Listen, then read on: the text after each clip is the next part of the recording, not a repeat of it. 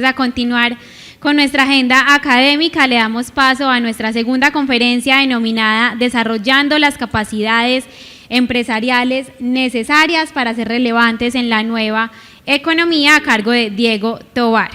Les voy a leer un poco más sobre Diego. Diego es líder, emprendedor y estratega digital, con más de 35 años de experiencia en consultoría estratégica de negocios, servicios profesionales de tecnología, servicios financieros y telecomunicaciones, sirviendo en posiciones de liderazgo en empresas globales relevantes.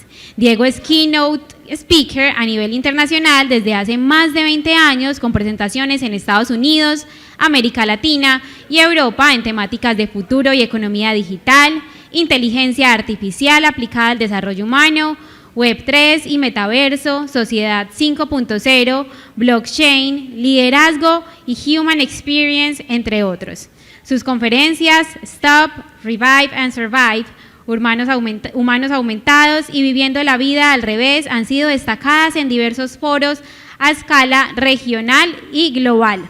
Además, es socio de consultoría en Deloitte Spanish Latinoamérica, presidente ejecutivo y CEO para Colombia en Everis, vicepresidente de transformación y vicepresidente de operaciones en Banco Caja Social, director global de la vertical de servicios financieros en Carvajal Tecnología y Servicios. Así que gracias, Diego, por acompañarnos y adelante. Gracias. Buenos días. Yo soy una persona positiva, como quien nos acompañaba ahora, positiva por naturaleza. Además soy estoico, entonces no me preocupo por el pasado, sino trato de vivir permanentemente en el presente y miro mucho hacia el futuro, pero para tratar de crear el futuro, no para preocuparme por qué va a pasar, sino para que creemos el futuro. Pero lo cierto es que en los últimos 15 días la única noticia positiva que yo me he encontrado es que Jesucristo verdaderamente resucitó. Esa es la noticia positiva que tenemos que tener en la cabeza, que Jesucristo verdaderamente ha resucitado. Y yo no los quiero preocupar, insisto que soy estoico, yo no me quiero ir al pasado, yo quiero es que analicemos el presente, y esta conferencia está dedicada a vivir y a entender y cómo prepararnos para el futuro, qué tenemos que hacer hacia adelante, hacia el futuro.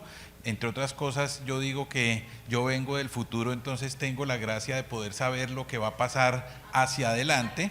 Pero en el último viaje que estuve en el futuro, de regreso ando en una scooter eléctrica, me caí, me partí la cabeza del húmero en 7 pedazos y ahora cargo 11 tornillitos aquí, entonces de pronto me van a ver un poquito tieso porque todavía no soy capaz de mover este brazo izquierdo, estoy un poquito limitado de movimiento. Entonces, pero vamos a hablar de verdad de cómo desarrollar las capacidades que necesita una compañía para ser relevante en la nueva economía, y lo que quiero es que hagamos un poquito de reflexión y un poquito de conciencia.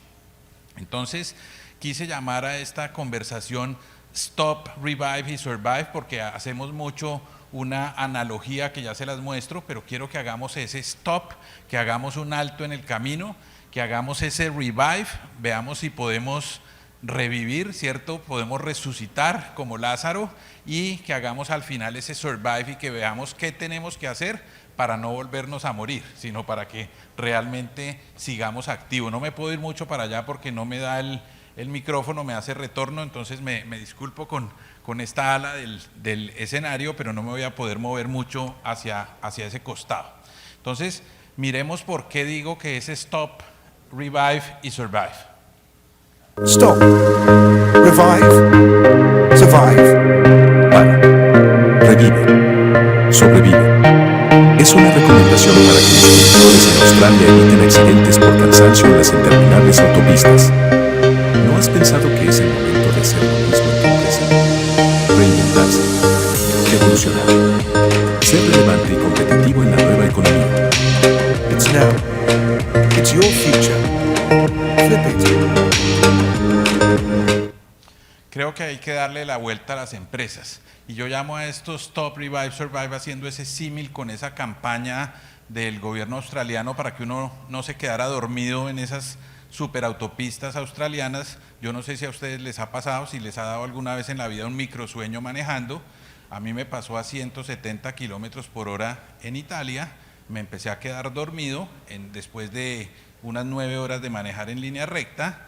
Digo siempre, no le cuenten a mi esposa, que a Dios gracias, el que iba al lado mío era mi hijo, la gente joven es más ágil, y ahí me cambió la carretera y le entré derecho a una pared de un túnel, alcancé a tocar la pared del túnel y mi hijo reaccionó, le dio un volantazo al carro, pero lo supo controlar, porque si no, lo que pasa normalmente a esas velocidades es que uno se estrelle contra la pared del otro lado, no en la dirección que iba, sino que por el timonazo que le da el carro va a llegar al otro lado.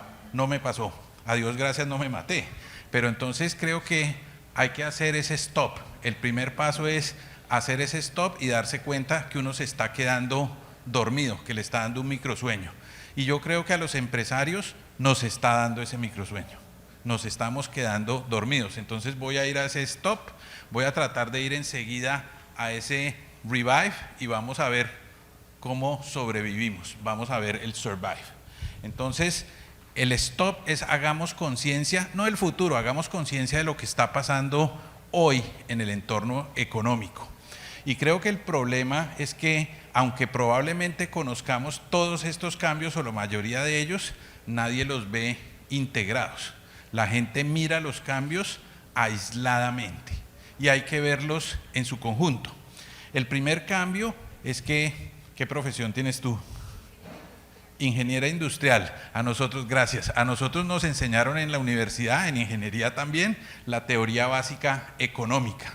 Y nos enseñaron que los factores de producción eran 3: la tierra, el capital y el trabajo, gracias. Entonces, a principios del siglo XX, el factor predominante era la tierra. Entonces los terratenientes eran los que tenían el poder y por eso nuestros abuelos y nuestros papás nos decían: mijito, compre tierrita, tiene que tener tierrita, invierta en finca raíz, tenga casitas, tenga apartamentos, etcétera.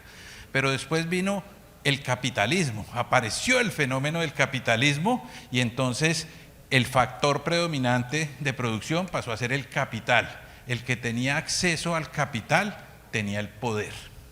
Pero después, en los años 60, viene la tercera revolución industrial, que la llamamos la del conocimiento, y el factor predominante de producción pasa a ser el trabajo, ¿cierto? Y hasta ahí le alcanzó la cuerda a Adam Smith. En el siglo XXI, la teoría se le va al carajo, ya no vale para nada, y aparece un nuevo factor predominante de producción que se llama la información.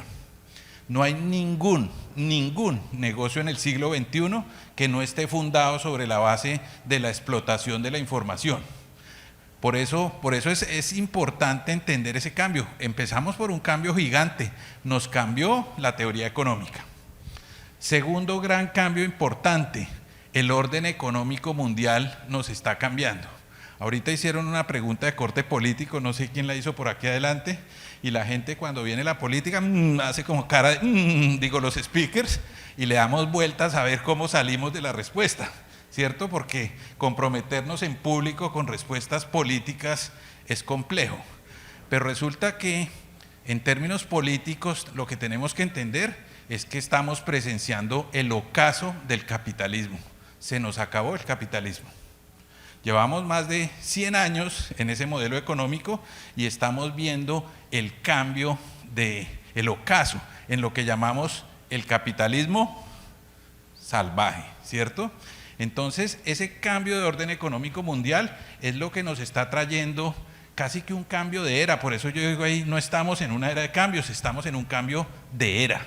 Y cuando hay un cambio de civilización, aparecen fenómenos muy complejos.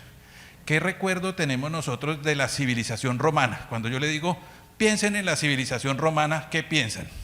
En unos gordos como yo, pero calvos, comiendo uvas, tomando vino y como en una lujuria, ¿cierto? Eso es lo que uno piensa y ve en las películas. Esa es la imagen del Imperio Romano cuando se estaba en decadencia. Pero el Imperio Romano fue una berraquera al principio, no era así de decadente. Lo mismo nos está pasando en el capitalismo. El capitalismo era una berraquera, pero se nos acabó el capitalismo. Entonces la gente piensa, algunos economistas piensan que el fenómeno que sigue es China, que China va a dominar el orden económico mundial y que el yuan va a ser la moneda más fuerte. Para los que tienen preocupación, China ya no es más socialista, China es neocapitalista, está inventándose un capitalismo nuevo. ¿Me gusta? No.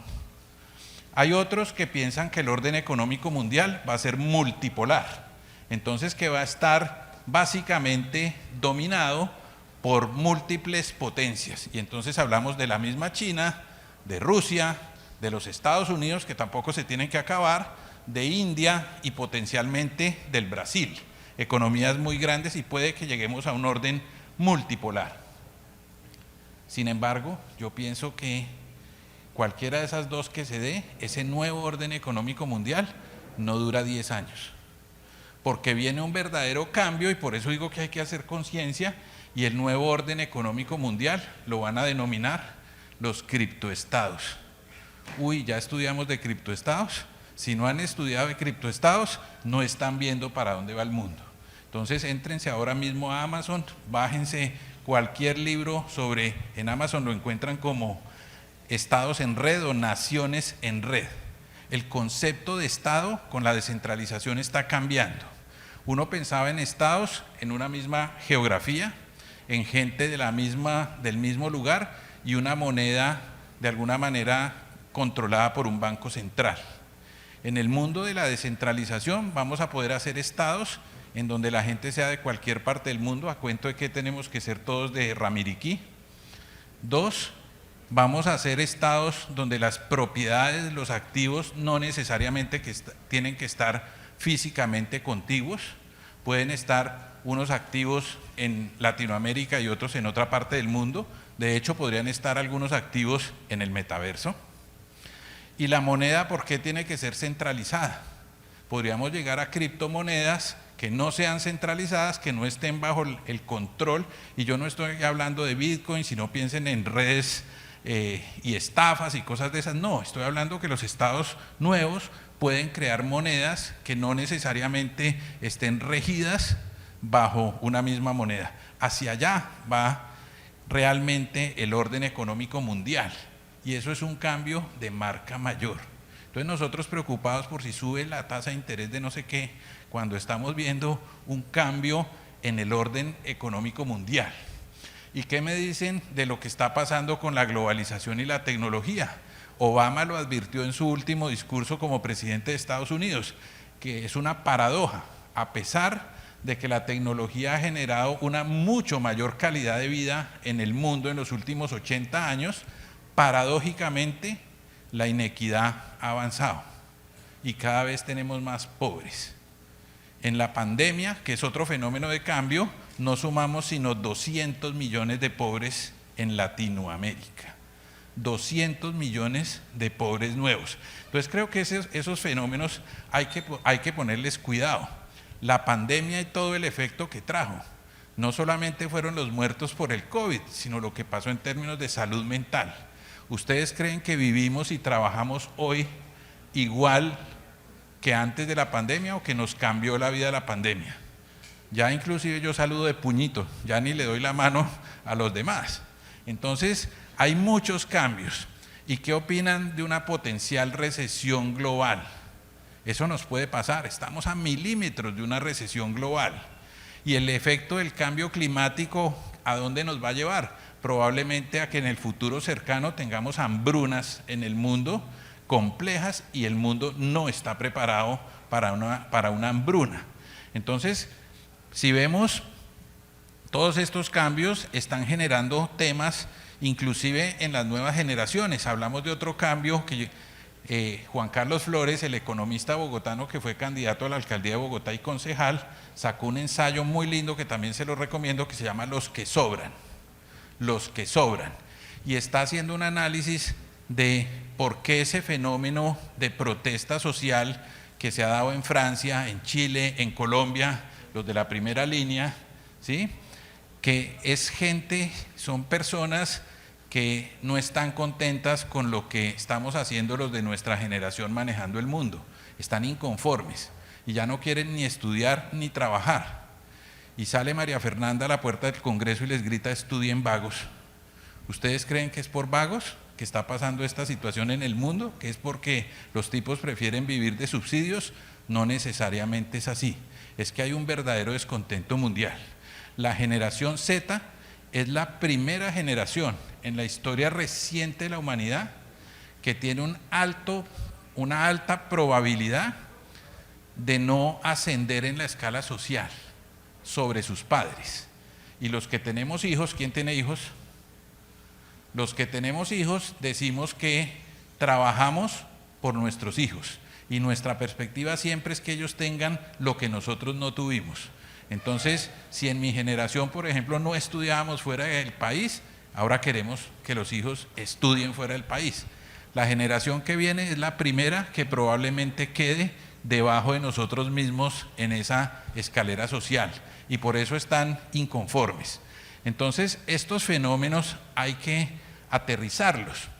Y a veces, como les digo, vemos estos fenómenos aisladamente y no les prestamos mucha atención. Llegamos más de 10 años antes a un fenómeno que se llama la singularidad. ¿Familiarizados con la singularidad o no? ¿No?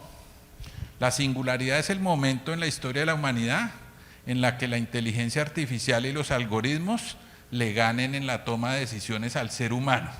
Y pensábamos que eso iba a pasar en el año 2035. Después, con la pandemia, pensamos que por la digitalización eso se iba a acelerar y que iba a pasar por ahí en 2030. Y estamos en 2024 y ese fenómeno ya sucedió. Hoy la inteligencia artificial le gana en la capacidad de toma de decisiones al ser humano. Y ojo, que yo no estoy hablando de ChatGPT y todo ese ruido de mercadeo que han hecho. Yo estoy hablando de la inteligencia artificial general, no de la generativa. La inteligencia artificial general es la que superó al ser humano. Entonces, dejemos de sacar excusas de si la inteligencia artificial va a desplazar los trabajos y decir, no, el mío no, porque es que yo soy, mi hijo que es abogado decía, papá, pero el juicio de un abogado, ¿cuándo lo va a reemplazar un algoritmo? Hace rato, mijo, hace rato.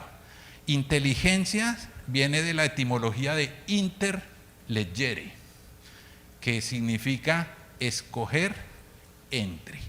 Entonces, la inteligencia artificial sí es capaz de escoger, eso sí, dentro de un conjunto de datos previamente dado, es capaz de escoger una mejor respuesta que nosotros hace rato. Y eso es lo que hace ChatGPT. ChatGPT no sabe nada. ChatGPT lo que sabe es predecir la mejor respuesta posible frente a un conjunto de datos que con lo que lo hemos alimentado y frente a una pregunta que le estamos haciendo. Entonces, nosotros ya llegamos a la singularidad. Pero además, no se preocupen, ¿y se van a acabar los empleos del mundo? Sí, claro que se van a acabar, no les quepa la menor duda, no les quepa la menor duda. Pero por el otro lado, hay otro fenómeno que viene de la descentralización, viene por el lado de la Web 3, que se llama la sociedad del cero costo marginal. ¿Familiarizado alguien con el concepto de sociedad de cero costo marginal? No, les toca leer más. Entonces, háganle a Amazon y cómprese un libro que se llama La sociedad del cero costo marginal. ¿Qué significa eso? Que por el aumento de la productividad en el mundo, producto de la tecnología, hemos llegado en términos agregados, económicamente hablando, a que producir un bien o servicio de cualquier categoría en el mundo a nivel agregado cueste cero. Imagínense, si no es lógico, producir un televisor más con la escala de producción que tiene el mundo de televisores o de carros o de neveras o de lo que quieran, cuesta marginalmente hablando cero.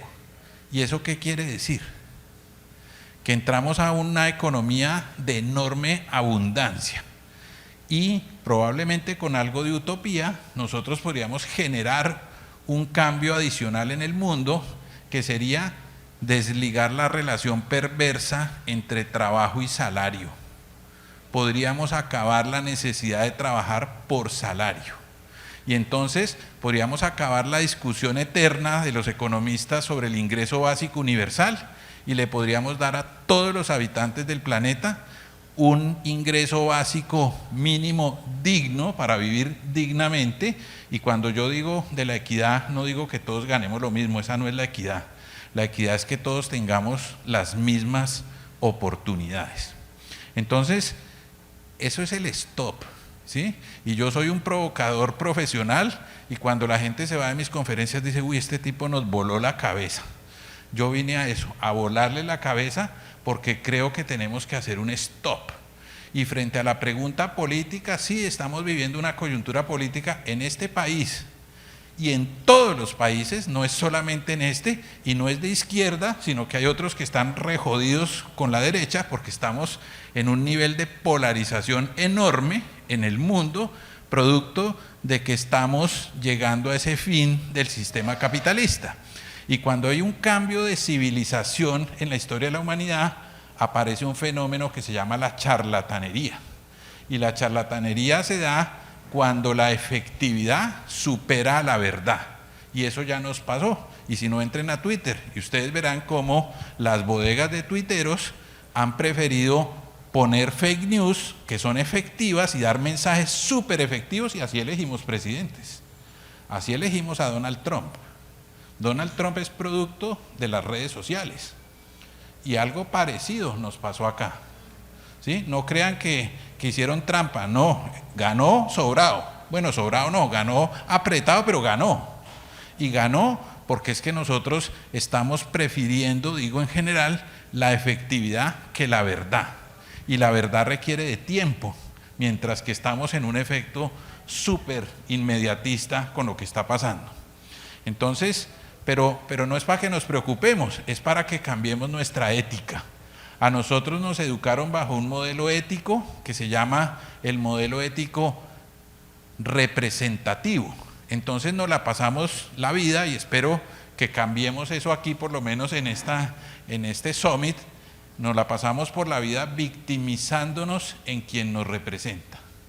Entonces hoy nos victimizamos en el señor Petro. Y cuando el tráfico está feo en Bogotá, ¡pum!, nos victimizamos en el alcalde. Y cuando en el conjunto donde vivimos está mala la cosa, nos victimizamos en el consejo de administración.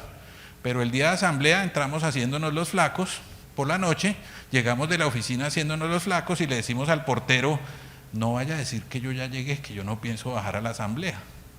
Porque qué jartera una asamblea que empieza a las 8 de la noche, se termina más o menos a las 12:30 de la noche, y decimos no sirve para nada. Entonces nos tenemos que ir a un modelo ético distinto, que es el modelo ético participativo, en donde dejemos de victimizarnos y asumamos nuestra responsabilidad incondicional de entender que lo que queramos ser depende de cada uno de nosotros. Entonces, déjense de victimizar del gobierno. Es la sociedad civil. Somos los que estamos aquí, los que cada uno tiene que hacer su propio cambio en su entorno, en su casa, en su empresa, con sus clientes, para que realmente llevemos a esta sociedad a donde la queremos llevar, que yo creo que el destino común que todos queremos darle es que sea una sociedad más próspera, más justa y en paz. Pero la paz no fue el tratado que firmamos en el gobierno del presidente Santos.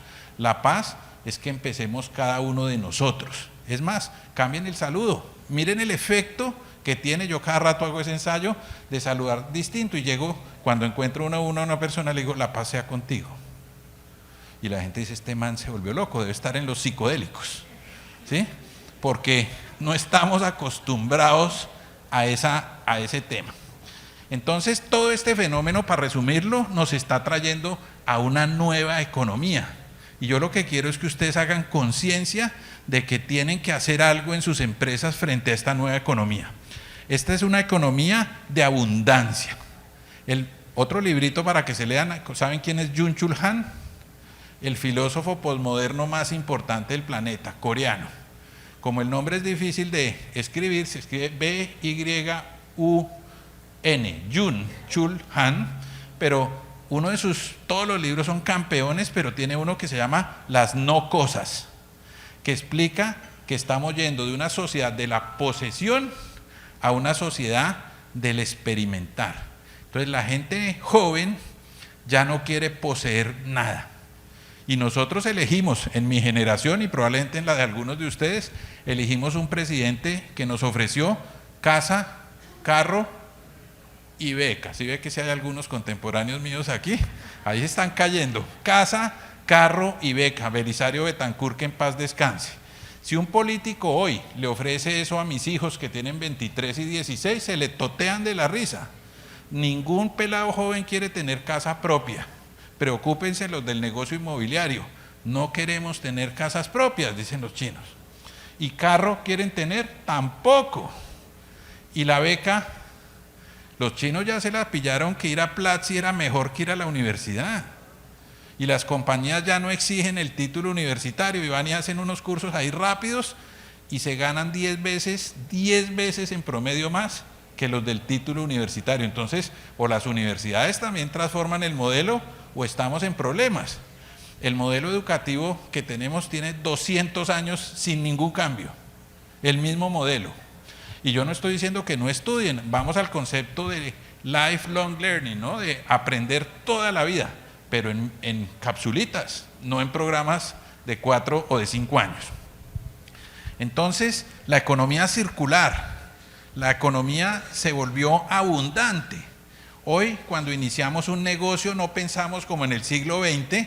En el siglo XX, yo soy de ancestros santanderianos, entonces mis familiares hacían un negocio en Bucaramanga, capturaban un porcentaje grande del mercado, les iba súper bien y decían, tengo que crecer. Y abrían una sucursal en Piedecuesta. Tremenda expansión, una mentalidad absurdamente abundante. Hoy, yo por ejemplo, en uno de los negocios que tengo, estoy retando a muchos de los que están acá, estoy haciendo un neobanco, que no es banco, es un banco web 3, entonces los usuarios son los banqueros, o sea, es un banco descentralizado, y abrimos la operación el año pasado y no llevamos ni 3 meses y estamos abriendo en Asia, porque unos inversionistas chinos que nos invirtieron contra un PowerPoint, inclusive si quieren saberlo. Pero los inversionistas chinos nos dijeron, vienen y me montan el modelo en Asia, si quieren que les invirtamos. Entonces es una economía donde tenemos que pensar diferente, tenemos que pensar abundantemente. La información, ya lo dije, es el principal factor económico. Y el tercer factor de esa nueva economía es lo que yo llamo el propósito de transformación masiva. Nosotros pasamos otra que perdimos en la universidad. ¿Usted qué profesión es? Ingeniero, aquí hay puros ingenieros, qué cosa. Otra cosa que nos enseñaron en la universidad era que las empresas las hacíamos para crecer y para ser rentables, ¿cierto? Crecimiento y rentabilidad eran las palabras del juego. En el siglo XXI aparece una nueva palabra que se llama sostenibilidad. Y tenemos que hacer empresas sostenibles, y eso no solo es reforestar. No estamos hablando de invernaderos ni de plantar maticas. Estamos hablando de que las empresas se están dando cuenta que lo que nos enseñaron en la universidad, que era que los administradores estábamos ahí para aumentarle el valor a los accionistas, pues tiene que ser con todos los stakeholders, no solamente con el accionista. ¿Y cuál es el siguiente stakeholder más fácil de satisfacer, comillas? Pues el empleado. Entonces tenemos que acabar las fórmulas de esclavismo que hemos mantenido hasta hoy, porque nosotros dijimos que habíamos abolido la esclavitud, pero eso es carreta. Nosotros seguimos esclavizando a la gente en las empresas. Y por eso a mí me parece chistosísimo ver en el Congreso que están discutiendo una reforma laboral de 3 pesos cuando el contrato a término indefinido se va a acabar en el mundo.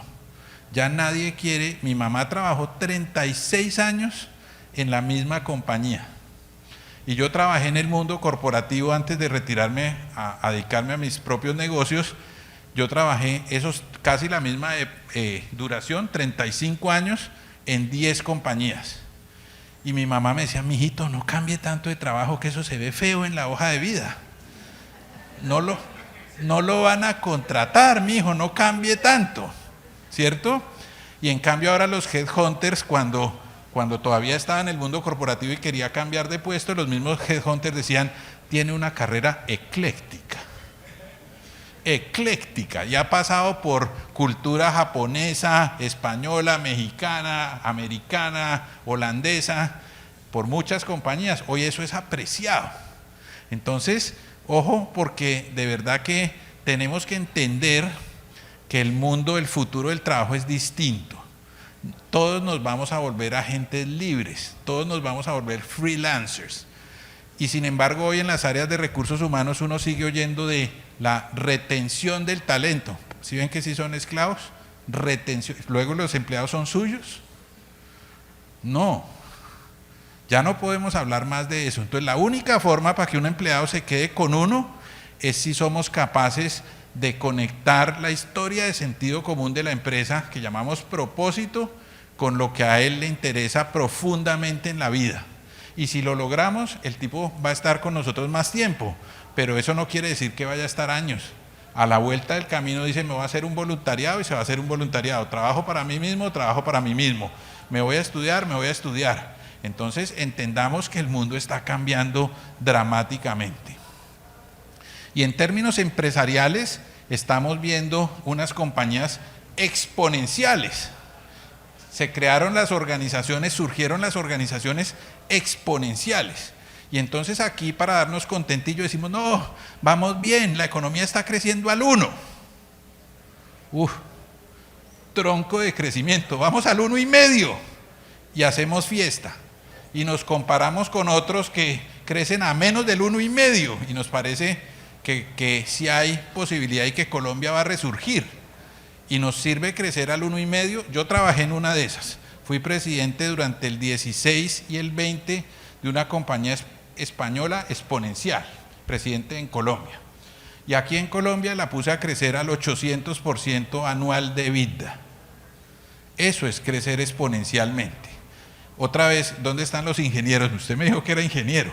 En la ingeniería nos enseñaban la lineal, ¿cierto? 1, 2, 3, 4, 5. La exponencial base 2. ¿Se acuerda de la exponencial base 2? 1, 2. Alguien que le ayude porque él estudió ingeniería hace rato.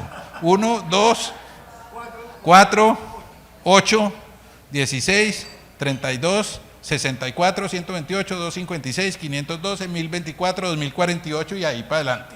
Esa es la exponencial base 2. Pero no estamos hablando de que las compañías exponenciales crecen exponencial base 2, crecen exponencial base 10. Entonces crecemos 1, 10, 100, 1000, 1.000.000 y así. Entonces cuando uno crece así, ¿para qué necesita espejo retrovisor? Si la competencia usted en el primer envión la deja atrás. Entonces tenemos que entender que las compañías que están dominando esta nueva economía crecen exponencialmente. ¿Y cómo son esas compañías? Todas son digitales. Entonces, no, esto de la economía digital no es con nosotros, eso es por allá en Japón y en China, eso no va a llegar a Colombia, eso no es de mi sector. Así me decían en el Congreso hace un par de años de distribución de seguros de Copaproce en Hispanoamérica, que a los seguros eso no les iba a llegar la cosa digital, que eso iban a seguir vendiendo seguros como vendían.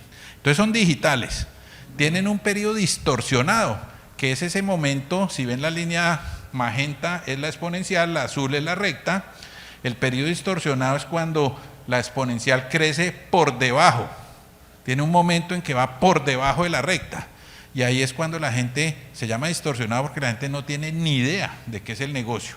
Entonces sale Google y la gente dice, uy, ¿cuál será el negocio de Google? Que eso es un buscador gratuito de internet. Y después los que se sientan adelante en la clase, dijeron que el negocio de Google era la publicidad en línea. Levanten la mano los que piensen que el negocio de Google es vender publicidad en línea. 0 manos. ¿Cuál es el negocio de Google?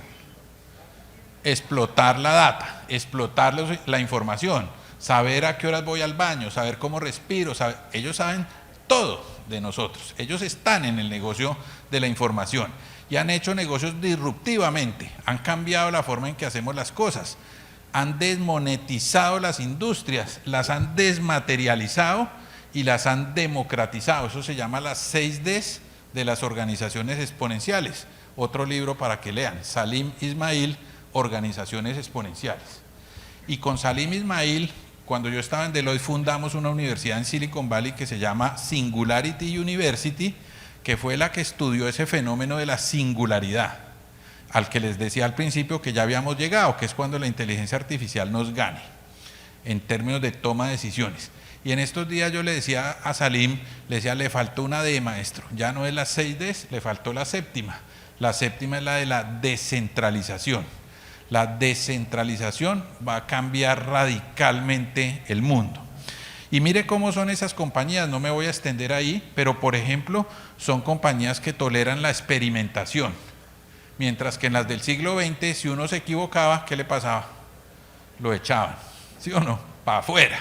Aquí no, estamos haciendo compañías que le dicen a la gente, venga a equivocarse, pero ojalá equivóquese rápido, en un ambiente controlado y aprendiendo, porque la gracia es el aprendizaje. Y son compañías autónomas. ¿Y qué significa la autonomía en una compañía? Significa que son compañías que facultan a la gente.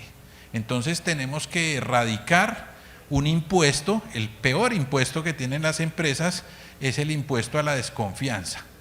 En la jerarquía empresarial, los de arriba le tienen que revisar el trabajo a los de abajo. En el sector financiero yo fui banquero, es una locura.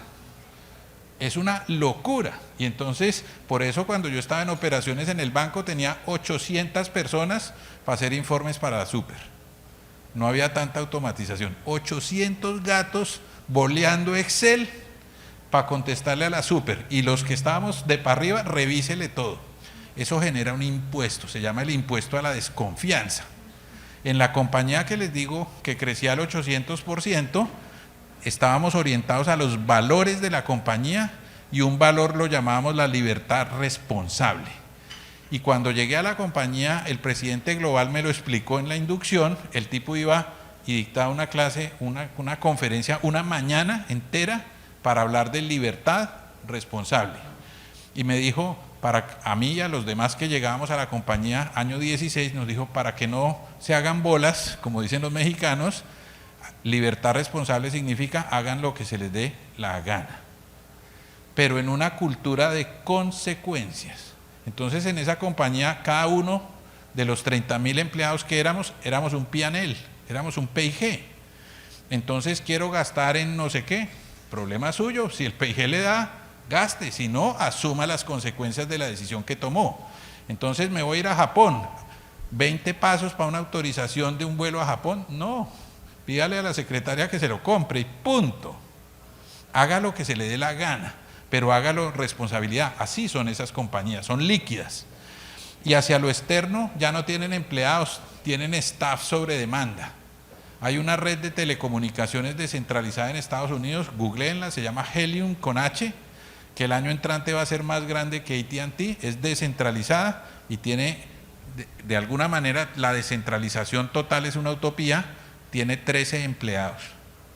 Y con 13 gatos va a pasar a AT&T, que tiene 250,000 empleados. Entonces, estamos cambiando la cosa y son compañías que están gobernadas por algoritmos. Uy, ¿cómo así? ¿Cómo así que gobernadas por algoritmos? Sí, estas organizaciones queman las reglas del negocio y los modelos de gobierno corporativo en unos algoritmos que se llaman contratos inteligentes y los ponen sobre una red de blockchain.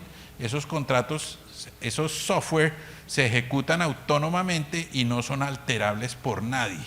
Entonces, cuando uno pone las reglas de juego en una compañía así, quita la mitad de la grasa que significa la burocracia de hacer que las cosas funcionen en el siglo XX. Y no tienen activos, se apalancan en activos de otros y además funcionan a través del compromiso que logran desarrollar, como les decía, conectando el propósito de la empresa con lo que de verdad le interesa a cada una de las personas en lo profundo. Entonces, todo esto para traerlos y decirles, oiga, se nos generó un nuevo fenómeno que yo llamo el neodarwinismo. Y es que igualito que con los dinosaurios, va a venir un proceso de selección natural y las empresas que no logren adaptarse van a salir del juego, y eso ya está pasando, hace rato. ¿Y cuál es la clave? Es generar una capacidad que yo soy consultor, pero los consultores tenemos un vicio de inventarnos términos rimbombantes para facturar más caro. Entonces ahora llamamos a esa capacidad la antifragilidad. No me gusta mucho el término, yo prefiero pensar que es una capacidad de adaptación rápida. Entonces tenemos que hacer empresas que sean capaces de adaptarse, de moverse rápido, de tener juego de cintura, y que esa velocidad de adaptación vaya más rápido que el cambio tecnológico, que es todo un reto, que la tecnología cambia muy rápido, y que el cambio del comportamiento del consumidor.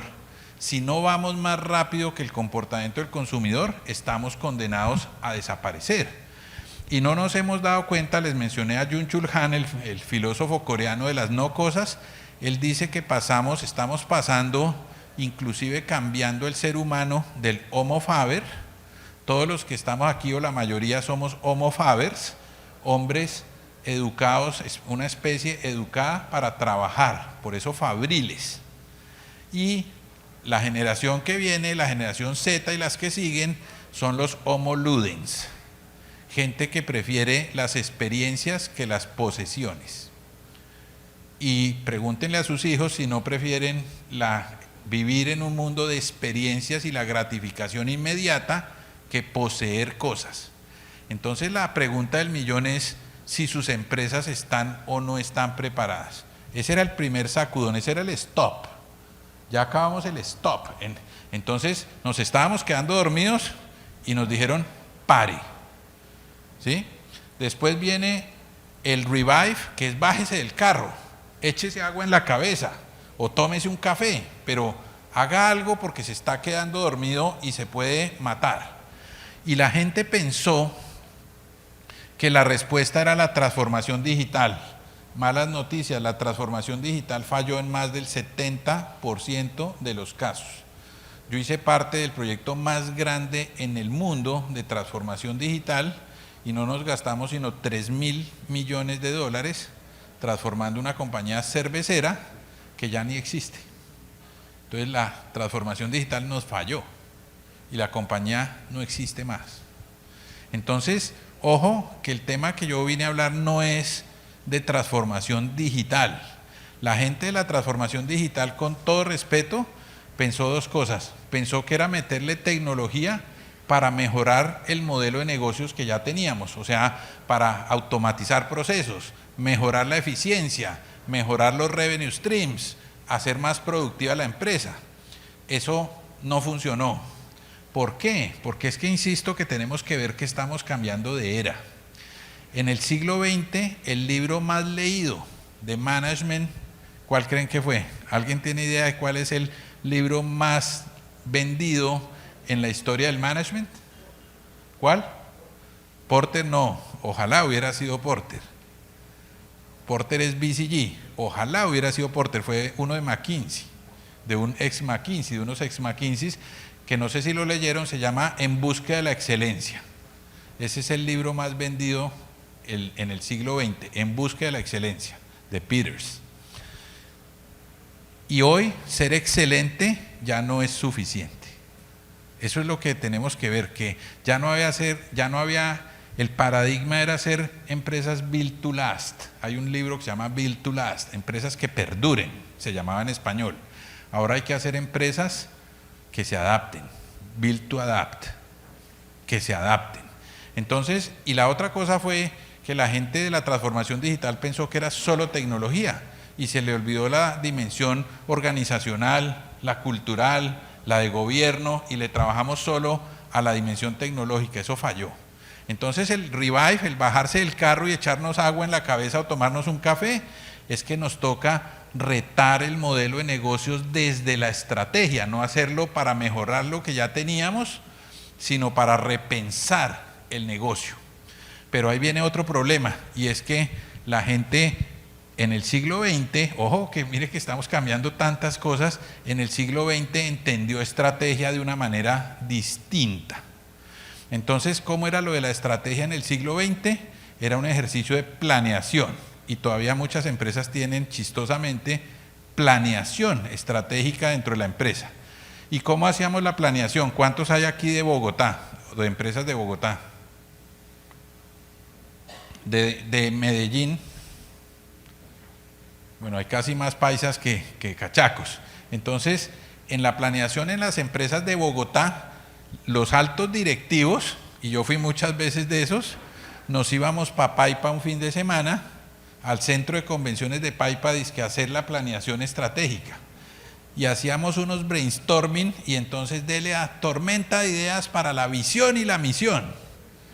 ¿Y quién le dijo a usted que en una tormenta de ideas colectivas sale una visión? No conozco la primera visión de una compañía que haya surgido de una reunión colectiva. Las visiones salen cuando uno se tropieza y se va al agua y entonces piensa alguna cosa diferente, ¿sí? ¿Y para qué sirven esos ejercicios de planeación estratégica en la que salía un documento, antes en papel, ahora en PowerPoint, que la gente llegaba a las oficinas y qué hacía con ese documento? Decirle a todos los de las demás áreas, a nuestros esclavos, que había que cascadear el ejercicio, entonces que ellos, partiendo de lo que los gurús habíamos dicho, tenían que hacerlo para su área de influencia, para las diferentes vicepresidencias, direcciones, áreas, qué sé yo. ¿Y después ustedes creen que la gente ejecutaba esa estrategia? Por supuesto que no. Uno engavetaba esa vaina en algún lado. ¿Y cuándo se volvía a acordar uno de la planeación estratégica? En agosto o septiembre, cuando iba a hacer el presupuesto. Entonces uno desempolvaba esa vaina y decía, uy, no ejecutamos nada de lo que decía la planeación estratégica, entonces otra vez vámonos para Paipa y otra vez tormenta de ideas porque había que cambiar desde la visión otra vez. Entonces, estrategia, nosotros malentendimos la estrategia pensando que estrategia era por aquí arriba, que era un tema como de pensamiento, y que lo contrario de la estrategia era ¿qué? Nosotros le llamamos ¿qué a lo contrario de la estrategia? La táctica. No le dé pena decir, la táctica, es que eso fue lo que nos enseñaron. Y entonces la ejecución era la táctica. Y resulta que esa es una visión que desafortunadamente nos trajeron algunos consultores que hicieron un modelo de planeación estratégica. Otros criticamos ese modelo, yo lo critiqué en Harvard muchísimo trabajando con Henry Mintzberg y acuñamos un término de ejecución estratégica que ya no se usa más. Pero hoy por lo menos nosotros pensamos que estrategia no es lo que uno piensa, estrategia es lo que uno hace. ¿Qué es estrategia? La estrategia tiene que ver, la etimología de la palabra tiene que ver con escoger. La estrategia es una escogencia que viene de la guerra, ¿cierto? Uno escogía por dónde cascarle a los enemigos, ¿sí? Entonces empezamos a aprender en el siglo XXI a hacer estrategia de una forma distinta, pero les insisto en la capacidad adaptativa. Por eso, para mi gusto, y soy un tipo con algún nivel académico o muy académico, no estoy hablando de nivel más bien, sino que lee mucho, estudia mucho, pero para mí el principal estratega del siglo pasado y de este es Mike Tyson, porque el tipo decía, todo el mundo tiene una estrategia hasta que les doy un puñetazo y los tiro a la lona en el primer asalto. Y claro, los otros preparaban la pelea, planeaban cómo le iban a hacer y salía Tyson y ¡ta! Un matracazo al piso el tipo y uno se para después de eso, si es que se para, ¿y qué carajos hace? ¿A dónde le quedó la estrategia? Entonces la estrategia es decidir qué voy a hacer, eso es la estrategia. Entonces el Revive es realmente reentender la estrategia. Y en mi opinión, la estrategia es tomar 5 decisiones. La primera, ¿cuál es su aspiración ganadora? Dejen de hablar de visión y de misión y de propósito. ¿Cuál es su aspiración ganadora? ¿Qué significa para usted dentro de 5 años o 10, como dicen los pelados de hoy, totearla? Que usted llegue o sacarla del estadio. Que usted llegue a la casa y diga dentro de 5 años, en mi empresa la toteamos. Eso, la respuesta a eso es la aspiración ganadora. Esa es la primera decisión que usted tiene que tomar. ¿Cuál es su aspiración? Porque en un mundo tan distinto como les he tratado de mostrar el siglo XXI hasta ahora, Si su aspiración ganadora es abrir en Piedecuesta, están jodidos. ¿Sí? No puede ser. A mí me lo decía el corredor más grande de seguros en este país, me decía, es que yo hago planeación estratégica todos los años, pero me sale, cierre la oficina de Ibagué y abra una en Armenia. ¿Eso es abundante? No. Entonces, primero, tome la decisión de qué significa ganar para usted. Segunda decisión, y hágale símil a un juego. A mí me gusta ver la estrategia como un juego, porque ¿quiénes son los más inteligentes en el planeta? Los niños. Los niños tienen todas las capacidades para sobrevivir en el siglo XXI, XXII, XXIII. Lo que pasa es que los vamos degenerando. Entonces uno va es como involucionando. La verdad es que la historia de la evolución es que entre más viejo uno es como más bruto. No es, los niños son la clave. Entonces, por eso me gusta verlo como un juego. Segunda decisión, demarque su cancha de juego. ¿Dónde va a jugar? Y eso significa, piense en qué geografías va a jugar, si es en Piedecuesta o si va a hacer negocios globales. Piense a qué clientes va a atender, cómo los va a segmentar. Y seguimos segmentando psicográficamente en marketing, cuando hace rato que se inventó la segmentación comportamental, que es la única que sirve. Piense eso, piense en con qué productos y servicios va a servir a ese mercado y con qué canales de distribución. Esas 4 cosas las llamamos la cancha de juego. Entonces, demarque su cancha, porque es que el mundo cambió. Entonces, dígame cuál es su aspiración ganadora y demarque su cancha. Y enseguida, fíjese que las decisiones son en cascada. La tercera es cómo va a ganar, porque las empresas en el siglo XX se acostumbraron a jugar por jugar. Entonces estamos ahí como en una inercia vegetativa y vamos todos los días a la oficina y hacemos el trabajo y tal y no sé qué, y crecemos al 1,5% y hacemos fiesta. Entonces, dígame, juegue para ganar, no para jugar. Entonces defina cómo va a ganar. Y ese cómo va a ganar tiene que ver con la propuesta de valor. En dónde va a encontrar realmente sus diferenciales. Y tomadas esas 3 decisiones viene la más importante que da origen al título de esta charla, que es entienda qué capacidades necesita para ganar. ¿Cuáles son las capacidades que necesita para ganar? Y esas capacidades, ármeles una hoja de ruta y después mire cómo las va a medir. Diseñe un sistema de gestión para administrar el desarrollo de esas capacidades. ¿Y de qué capacidades estoy hablando? No las voy a enumerar exhaustivamente, pero por ejemplo, desarrolle la capacidad de aprender cómo se comportan sus clientes. La mayoría de empresas no tienen ni idea de cómo se comportan sus clientes. Rediseñe el proceso de atracción de clientes y de fidelización. ¿Atraemos los clientes igual que en el siglo pasado? Estoy seguro que no. Y ¿por qué no, por ejemplo, empieza a desarrollar una capacidad para que la empresa tome decisiones basadas en la evidencia de los datos? Nosotros tomamos hoy decisiones basadas en lo que creen los que administramos las empresas, en hipótesis de los ejecutivos. ¿Y por qué no automatizamos? Creen una capacidad de automatización inteligente, que no significa meterle robots, porque como ahora todos nos vienen a meter RPA y robots los de tecnología, no, automatización inteligente significa coger el conocimiento de la empresa y los procesos también y volverlos propiedad intelectual escalable.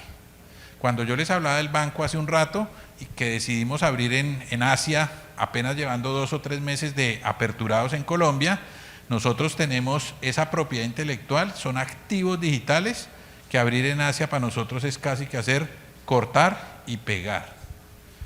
En los negocios de antes uno iba a abrir una operación en otro país y se demoraba y tenía que primero tenerla súper sólida en su país de origen antes de irse a otro país. Eso ya pasó de moda. Y hay que hacer una transformación organizacional. Nada de todo lo que hemos hablado sirve si seguimos con las estructuras organizacionales jerárquicas con 15 vicepresidentes y no sé cuántos directores y no sé cuántas. Es una estructura brutal. Y tenemos que transformar la cultura. Y por supuesto tenemos que hacer temas de tecnología, pero eso es lo de menos.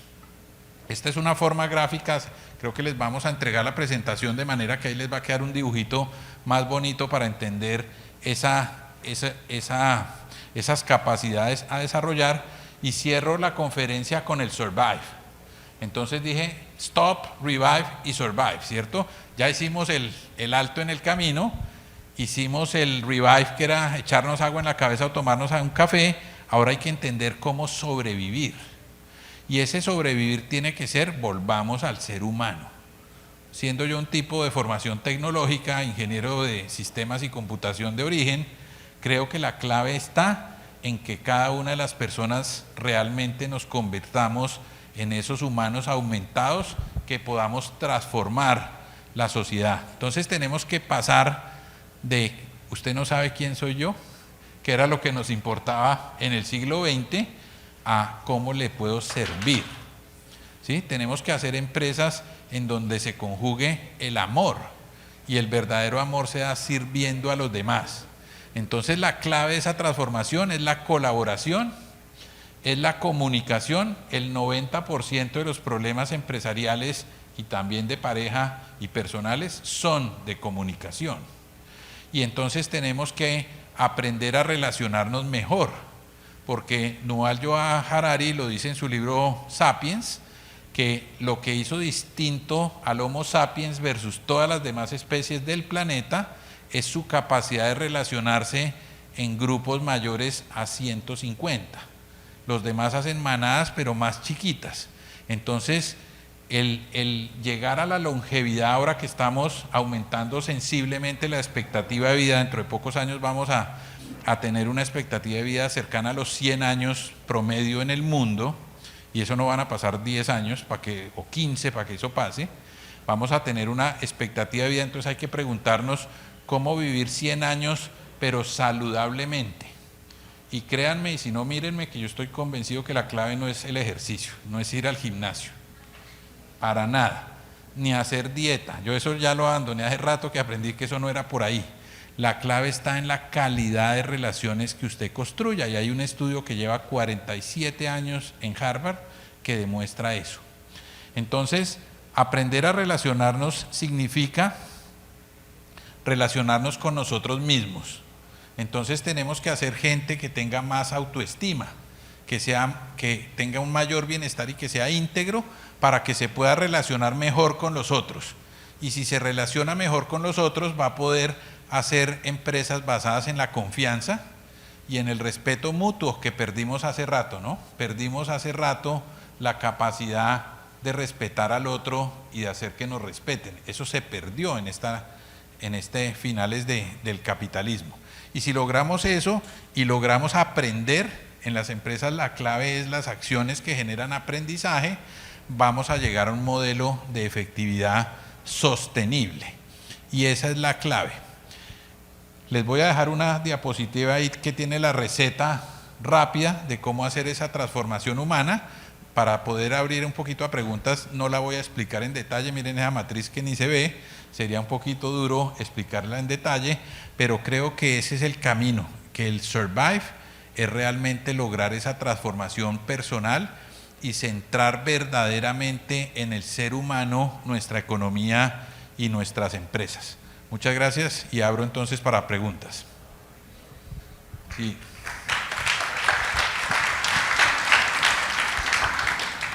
Por favor. Ahorita nos contabas de las empresas que pueden tener un crecimiento exponencial. ¿Cuáles son los principales riesgos que tiene una empresa que crece exponencialmente, y cuáles serían esos principales controles, pues, para evitar que se materialice ese riesgo y caiga? Gracias. Miren que las empresas exponenciales vienen de las startups de base tecnológica, y Silicon Valley armó un método que era ensayo-error.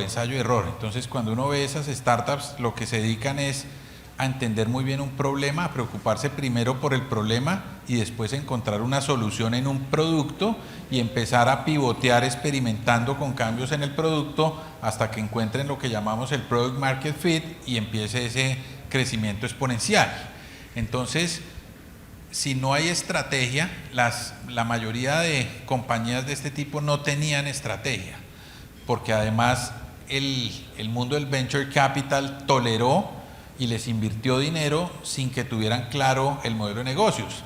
Acuérdense, no hace mucho cuando los salvajes de SoftBank vienen y le invierten $1.000 millones de un solo totazo a Rappi y le llevaron la valoración a Rappi a $3.6 billones, cuando Rappi no sabía ni leer ni escribir. Hoy Rappi no da un peso todavía, ¿no? Y vale $5.6 billones. Ese es el markup de Rappi. Entonces yo creo que el riesgo está ahí, el riesgo está o estaba ahí, porque después vino la sequía del mundo del venture capital y la gente de los fondos de inversión ya aprendió que no podía hacer una vaina tan especulativa y si no iba a crear era una burbuja, íbamos a tener una crisis como la del 2008 y entonces ya no le sueltan plata a estas empresas a no ser que demuestren que son sostenibles. Entonces para mí los riesgos están, por resumirlo, para no detallar, en que esos riesgos están asociados a que el crecimiento esté fundado en algo sostenible o no, pero creo que el mercado está haciendo, el mercado me refiero al mundo de los inversionistas que fondean estas compañías, están haciendo una corrección o hicieron ya una corrección y ya no le invierten a uno con un PowerPoint. De hecho, se retrotrajo una ronda, un paso, y ahora le exigen a las empresas que lo que antes le pedían en lo que llamamos, por ejemplo, la serie A de inversión, ahora lo traigamos a la ronda de capital semilla. Entonces, si usted no llega con las unit economics y con una demostración de que su negocio va a ser sostenible, ya no obtiene fácilmente ese recurso de inversión de los venture capital. Entonces, creo que la mitigación también viene a que rompamos otro paradigma. Pensamos que el mundo del emprendimiento era de peladitos de 21 años y de 25. Y la edad promedia de los emprendedores que logran hacer compañías que valgan más de $100 millones en el mundo es 45 años. Entonces nos toca empezar a ver que la experiencia sí sirve y que la mejor combinación, me la decía una exministra de Telecomunicaciones de Colombia, me decía, es canas con ganas, las canas que da la experiencia con las ganas de los pelados, y ese es el modelo de Israel de innovación. Si ustedes se fijan, las empresas israelíes siempre tienen canas con ganas, tienen gente joven combinada con gente mayor, y yo creo que por ahí se mitigan los riesgos. Por favor. Los que debemos liderar la gestión de riesgo nos vemos enfrentados a esa libertad que uno le debería dar a los dueños de proceso para que crearan e inventaran. Digamos que me dejó su reflexión sobre eso, y uno desde área de riesgo debería decirle, mire, estos son los 3, 4 puntos que usted tiene que cumplir, vaya y hágale. Si no se sale de esa cancha, usted está gestionando bien sus riesgos. Podría, para cambiar esa visión de ser los que le metemos el palo a la rueda, los carepalo. 100% de acuerdo. Entonces, ¿cuál es la clave? Contrate gente más brillante que usted. ¿Sí o no? La clave de la empresa es que usted tenga gente que sea mejor que usted. Y si tiene gente más brillante que usted, ¿por qué les tiene que dar instrucciones? Porque uno se frustra. Si uno es más inteligente que el jefe y el jefe le dice qué es lo que tiene que hacer, yo le diría, ¿para qué me contrató? Entonces, tenemos que de verdad facultar a la gente. Perdóneme, le doy un ejemplo y me extiendo aquí un minuto, pero yo fui cliente de una misma marca de carros alemana, que no les digo el nombre para no molestar, y tuve 16 o 17 carros de esa misma marca como en un periodo de 30 años. Y uno de esos carros se me dañó y duré un año peleando con el concesionario en Colombia para que me arreglaran el carro, y después del año me reconocieron que el carro estaba dañado y me dijeron, ya no tiene garantía. Le dije, pero si yo les reporté el cuento hace un año. No, es que ese era otro problema. Entonces fui a donde el gerente general de la marca en Colombia, y el tipo, para resumirles el cuento, me dijo, mire, voy a volver a escalar el caso a Alemania, y si los alemanes dicen que sí, yo le arreglo el carro, y si no, vemos qué hacemos. Palabras textuales. Y yo le dije, oiga, de verdad usted me da una tristeza terrible, porque usted, siendo el presidente de esta compañía en Colombia, me está diciendo que para que a mí me arreglen el carro tiene que escribirle a unos tipos en Alemania que piensan que en Colombia vivimos con taparrabos y que difícilmente hay carreteras. Y yo le decía al tipo, ¿usted cree que el tipo de Alemania va a decidir? No, el tipo lo que va a hacer es, pues, aprobar lo que usted quiere que hagan. Yo le dije, si usted presenta el caso a favor mío y da una argumentación, el alemán que hace allá, pues decirle sí, repáreselo. Pero si usted quiere que no me lo reparen, entonces usted manda un caso documentado para que no me lo reparen y el tipo de allá va a decir, no le honren la garantía.